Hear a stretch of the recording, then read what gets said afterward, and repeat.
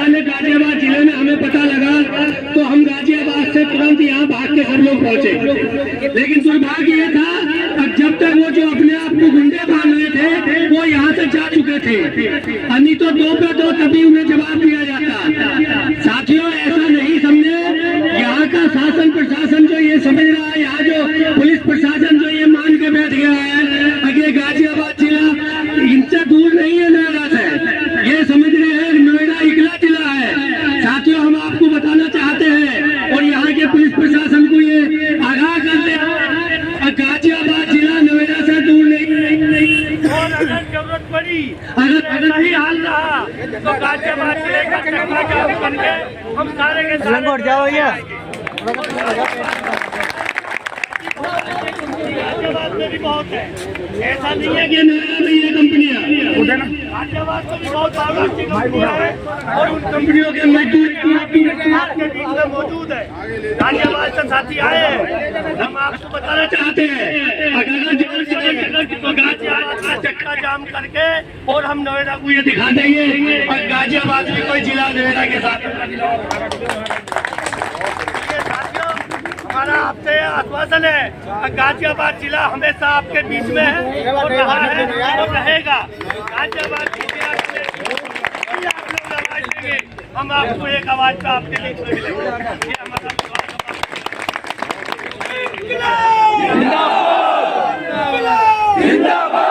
कोई भी कंपनी ये ना समझे अभी करूँगा दम पर कंपनी चलेगी, ऐसे कंपनी कभी ना चली है और ना चलेगी। अभी हमारे साथी बता रहे थे नोएडा का भी बहुत बड़ा इतिहास है और गाजियाबाद जिले का भी ट्रेड यूनियन का इतिहास रहा है, सब जानते हैं। कितने त्याग दे दिए, कितने बलिदान दे दिए, लेकिन आज तक झुका नहीं है ये मजदूर, ना झुकेगा ना झुका है कभी। इस बात की हम आपको विश्वास दिलाना चाहते हैं और यहाँ के प्रशासन को बता दें कि ये प्रशासन या तो सही से कार्रवाई करे और गुंडों को यहाँ से हटा ले और जो मजदूर निकाले वो ड्यूटी में जाएंगे। अगर मजदूर ड्यूटी नहीं गए तो किसी भी कीमत पर एक कारखाना चलेगा नहीं। ये मजदूर ऐसे ही खाली हाथ नहीं जाएंगे, इन मजदूरों का अधिकार है। ये कारखाना मजदूरों ने बनाया, इनके बाप ने नहीं बनाया, ये मजदूरों के हाथ से बना है और इसे इस कारखाने को मजदूर जो है अगर कुछ नहीं मिलेगा तो यहाँ कारखाना भी नहीं मिलेगा।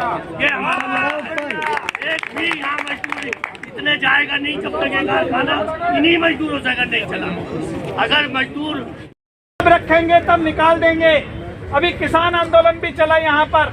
किसानों की एक बड़ी मांग थी कि स्थानीय युवकों को रोजगार दिया जाए कारखानों के अंदर, मगर किस प्रकार का रोजगार मिलेगा? मानिताऊ एक बहुराष्ट्रीय कंपनी है, अपने देश के अंदर वो इस प्रकार से श्रम कानून का उल्लंघन नहीं कर सकती है, मगर हिंदुस्तान के अंदर आकर के योगी और मोदी के संरक्षण में वो सरेआम श्रम कानूनों का उल्लंघन करवा रहे हैं।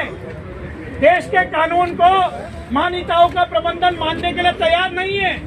असल बात यह है क्योंकि इन्होंने पहले तो झूठा कारण बताया 31 लोगों को निकालने का कि हम जो है छट्टी करना चाहते हैं, काम की कमी है, मगर आज तक भी मानिताओं के प्रबंधन ने यूनियन के साथ वार्ता में अपनी उस बात को कभी भी सब्सटेंशिएट नहीं किया। उसके संबंध में कोई जो है उसके संबंध में कोई सामने दस्तावेज नहीं लाए कि काम वाकई में कम हुआ है।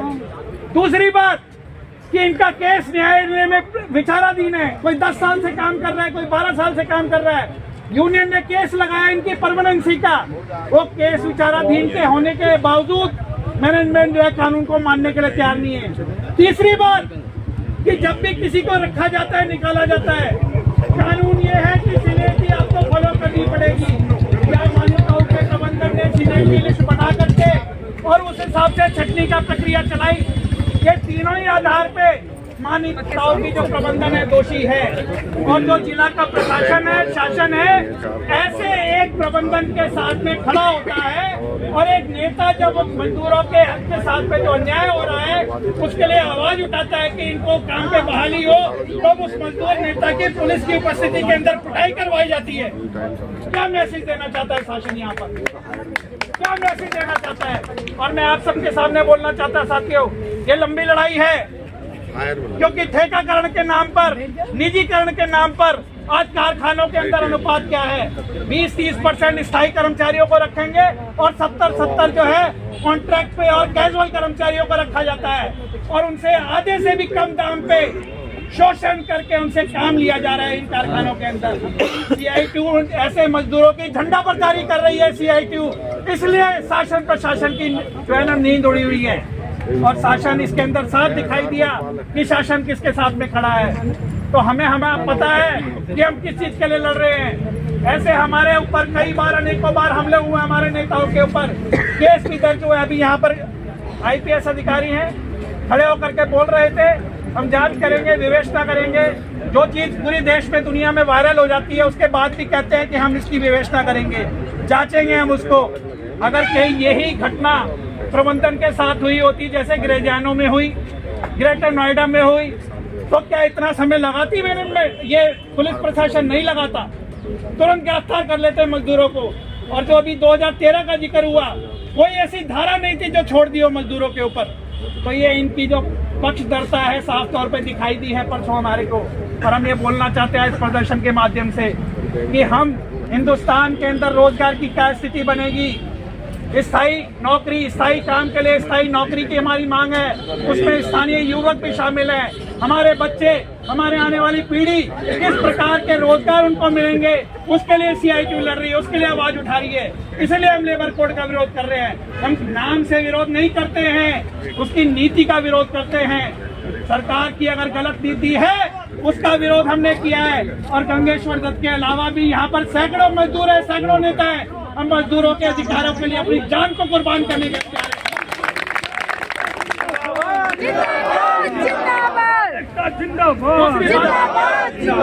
आज किसान बड़ी संख्या में आए हैं, महिलाएं भी आई हैं। मेरा अपने CITU दिल्ली NCR की कमेटी की ओर से मैं उन सभी का हार्दिक धन्यवाद करता हूं, इसलिए कि यही रास्ता है, यही रास्ता है देश के भविष्य को बचाने का। एक रास्ता वो है जो मोदी और योगी दिखाना चाह रहे हैं। हमारे देश के नौजवानों को, मजदूरों को, किसानों में अधिकार में धकेलना चाह रहे हैं लेबर कोड और किसान कानून के माध्यम से। दूसरा रास्ता ये है सड़क का रास्ता जो हमने अपनाया है, और हम शासन प्रशासन को चेतावनी देना चाहते हैं। अगर मान्यताओं का मैनेजमेंट के ऊपर FIR के अंदर नाम नहीं आया तो बड़ा आंदोलन होगा, और तुम भी देखोगे, दुनिया भी देखेगी। बात कहनी है कि ये जो मल्टीनेशनल उद्योगों के अंदर, जो विदेशी कंपनियों के अंदर ज्यादातर बड़े पैमाने पर काउंटर के नाम पर गुंडों का जो भर्ती है, क्या प्रशासन के पास अनास्तर यहाँ खड़े हैं? क्या ये कितने भी काउंटर कारखानों के अंदर रखे जाते हैं, क्या उनका पुलिस वेरिफिकेशन कराया जाता है? नहीं कराया जाता। कितने भी ठेका लेने वाले लोग हैं कि हम लेबर सप्लाई करेंगे, लेबर के जगह खुदे सप्लाई। बेरोजगारी का लाभ उठाकर कैसे शोषण किया जाए, इससे बड़ा नमूना जिस राज्य में 30 सालों से मिनिमम वेज के अंदर 1 पैसे की वृद्धि नहीं हुई, और राष्ट्र के ढिढोरा ये बेचा जा रहा है कि 30 साल हो गए मिनिमम वेज नहीं है। यहीं पर जिला बोर्ड से बाहर पूछ पड़ो तो 18,000 रुपया न्यूनतम वेतन, और नोएडा में अगर आ जाओ तो मात्र आज भी 10,000 रुपये में खर्चा पड़ रहा है। एक एक कमरे के अंदर 5-5, 7-7, 10-10 लोग जानवरों की जैसी जिंदगी व्यतीत करते हैं। हमारी लड़ाई हम प्रशासन से कहना चाहते हैं, हमारी लड़ाई सरकार से, इन उद्योगपतियों से ये है कि हमें जीने दो, हमें जीने लायक वेतन दो। अगर नहीं दोगे तो इन गुंडों के साथ तो हम लड़ ही रहे हैं। अभी सरकार का नंबर आ रहा है, या तो हमारा बात सुनी जाए या तो ये लड़ाई होगी। तो भाई जहाँ तक गुंडागर्दी का, तो हम लोग तो सब जानते हैं, नोएडा के अंदर न्यू ही गुंडों से लड़ते हुए रखी गई थी। राजकुमार भाटी बैठे हमारे बीच में, ये भी हमारे जब कोई नहीं पूछता था तो हम सिर जोड़ करके इलाके के अंदर गुंडों को पानी पिलवा दिया था। आज भी हम कायम हैं, नहीं है। गलत फहमी अगर है तो गलतफहमी तुम लोग को निकाल देनी चाहिए। अब लड़ाई अगर तुमने शुरू की है तो लड़ाई चलेगी। प्रशासन से मेरा कहना है, बचाव का एक ही रास्ता है कि ऐसे लोगों को पकड़ के अंदर कर दो, शांति से चलने दो इंडस्ट्री। धन्यवाद सर। हुआ जब अचानक गाजियाबाद जिले में हमें पता लगा तो हम गाजियाबाद से तुरंत यहाँ भाग के सब लोग पहुंचे। लेकिन दुर्भाग्य ये था अब जब तक वो जो अपने आप को गुंडे मान रहे थे वो यहाँ से जा चुके थे, नहीं तो 2 पे 2 तभी उन्हें जवाब दिया जाता। साथियों, ऐसा नहीं समझे, यहाँ का शासन प्रशासन जो ये समझ रहा है, यहाँ जो पुलिस प्रशासन जो ये मान के बैठ गया है कि गाजियाबाद जिला इनसे दूर नहीं है नोएडा से, ये समझ रहे हैं नोएडा इकला जिला है।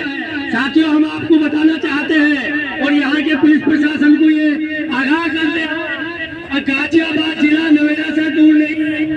और अगर जरूरत पड़ी, अगर नहीं हाल रहा तो गाजियाबाद जिले का चक्का जाम करके हम सारे के सारे गाजियाबाद में भी बहुत है, ऐसा नहीं है कि नोएडा में ये कंपनियां, गाजियाबाद में भी बहुत बहुराष्ट्रीय कंपनियां हैं और उन कंपनियों के मजदूर आपके बीच में मौजूद है। गाजियाबाद से साथी आए हैं, हम आपको बताना चाहते हैं अगर तो गाजियाबाद का चक्का जाम करके और हम नोएडा को ये दिखा देंगे और गाजियाबाद में कोई जिला नोएडा के साथ। साथियों, हमारा आपसे आश्वासन है, गाजियाबाद जिला हमेशा आपके बीच में है और रहा है और रहेगा। गाजियाबाद जिला आप लोग आवाज देंगे, हम आपको एक आवाज पे आपके बीच में मिलेंगे। ये हमारा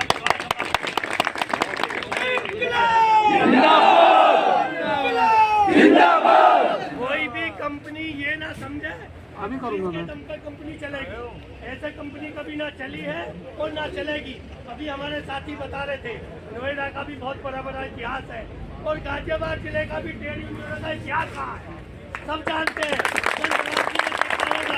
कितने त्याग दे दिए, कितने बलिदान दे दिए, लेकिन आज तक झुका नहीं है ये मजदूर, ना झुकेगा ना झुका है कभी। इस बात की हम आपको विश्वास दिलाना चाहते हैं और यहाँ के प्रशासन को बता दें कि ये प्रशासन या तो सही से कार्रवाई करे और गुंडों को यहाँ से हटा ले और जो मजदूर निकाले वो ड्यूटी में जाएंगे। अगर मजदूर ड्यूटी नहीं गए तो किसी भी कीमत पर ये कारखाना चलेगा नहीं।